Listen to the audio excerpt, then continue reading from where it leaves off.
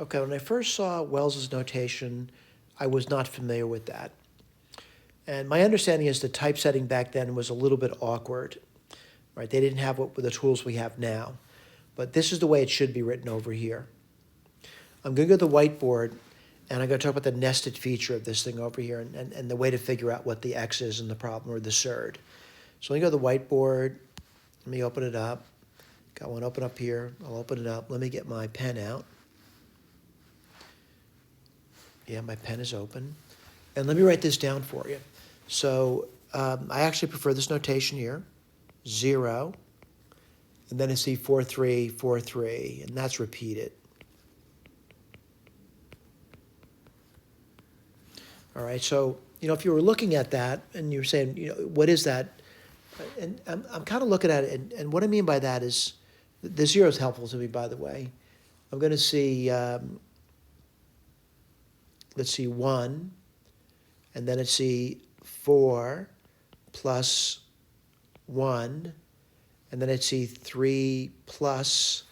Now, by the way, this one I start to realize that it's going to keep repeating like this. You're going to keep seeing this over and over again. So I'm going to say it's nested. It's in itself now. All right? It would equal this, exactly this over here. All right? Exactly the same thing. And what is X going to be? It's that repeating pattern. So the repeating pattern we're talking about, let me outline this for you. And this is critical. This repeating pattern here, whatever it is here as well. It's the same thing. Same repeating pattern. All right? So let's take a look at it. And the way we're going to do this, we're going to try to solve it. And I'll go through it one step at a time.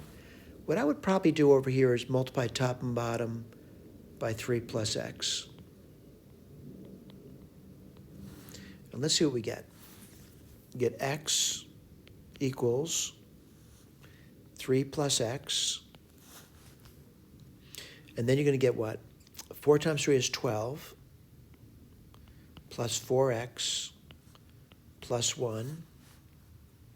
I got to keep working at this, and this is going to be 3x, 13 plus 4x. I got to solve that equation now, don't I? We'll get there.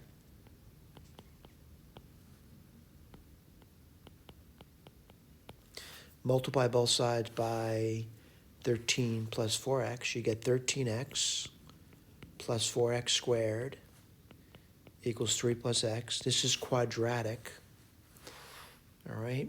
You have two solutions to this, but we'll talk about what the proper solution is to the problem. And what do you get over here? Let's see, 4x squared plus 12x minus 3 equals 0.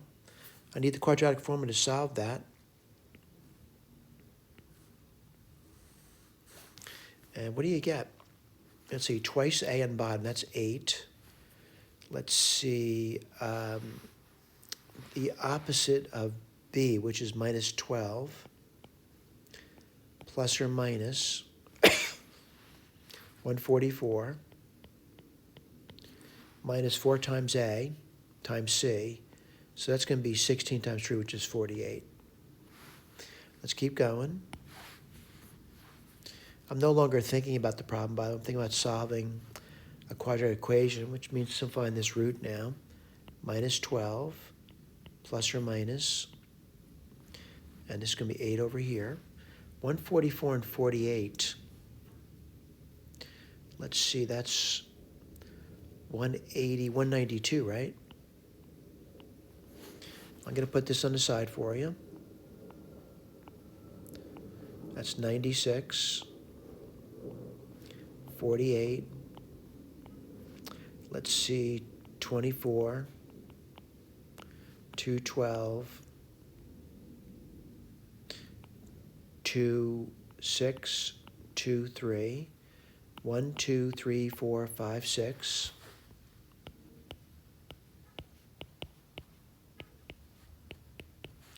That's going to be 8 root 3 over 8. Don't panic yet. I'm going to keep going through this. X equals, well, I'm going to divide through by 4. You can get 2 minus 3 plus or minus the root. Oh, I divided by 4, I'm sorry, 2 root 3s. All right, I got 2 different answers there, and let's write this down. So minus 3 plus 2 root 3 over 2, or the other answer could be minus 3 minus 2 root 3 over 2, and this is what x could be. Now, again, I want to remind you that these are, if you look at this over here, these are all positive terms over here, so x has to be a positive number. So what's the answer going to be? It's only going to be this one over here. Let me write down a little bit neater, though. 2 root 3 minus 3 over 2. Now, barring any errors, I want to look at the key, and I do recommend you do the same thing and see if I got the right answer. 2 root 3 minus 3 over 2. Bingo, we got it. Thank you.